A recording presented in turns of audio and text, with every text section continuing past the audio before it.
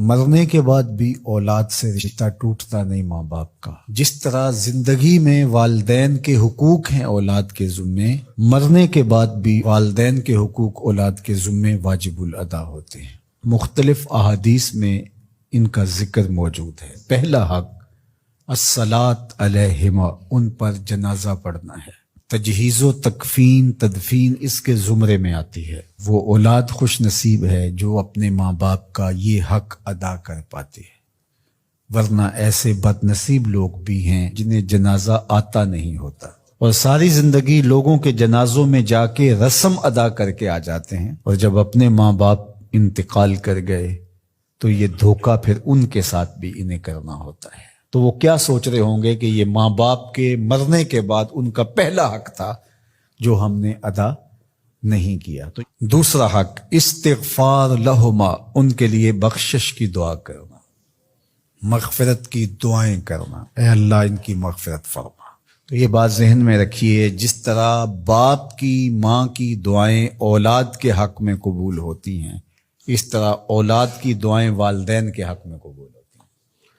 تو ان کے لیے استغفار کیا جائے۔ ایک شخص فوت ہوا اور اپنی بدعمالیوں کی وجہ سے قبر میں جکڑا گیا، تو بعد میں اچانک اس سے عذاب اٹھا لیا گیا کچھ عرصے کے بعد۔ تو بارگاہ عزدی میں عرض گزار ہوا، مالک میرے اعمال تو ایسے نہیں تھے کہ مجھے ان مشکلوں سے نکال کے کھڑکی کھول دی گئی جنت کی، تو کہا کہ تیرے مرنے کے بعد تیری بیوی کے ہاں جو بیٹا پیدا ہوا، تیرا بچہ پیدا ہوا، پھر اس نے اس کو پروان چڑھایا، اب وہ بولنے لگا اور اس کو وہ درس گاہ میں چھوڑ آئی، تو استاد نے اس کو پڑھایا، بیٹا پڑھو بسم اللہ الرحمن الرحیم، تو اس نے یہ پڑھا۔ مجھے شرم آئی کہ اس کا بیٹا مجھے رحمان الرحیم کہہ رہا ہے اور میں اس کو عذاب دوں۔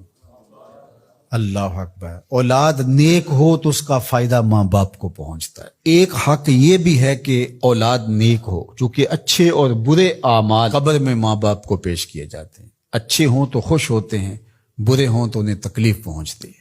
اس لیے ماں باپ کا مرنے کے بعد جو اولاد کے ذمے حق ہے، ان میں سے ایک حق یہ ہے کہ وہ نیک اور صالح ہوں تاکہ ان کو قبر میں راحت پہنچے۔ تیسرا حق ماں باپ کا جو اولاد کے ذمے ہے وہ انفاذ العہد ہے، ان کے عہد پورے کرنے، ان کے وعدے پورے کرنے۔ یعنی انہوں نے جو عہد کر رکھا تھا کسی وجہ سے پورا نہیں کر سکے تو اولاد کے ذمے ہے کہ وہ اس کو ادا کرے۔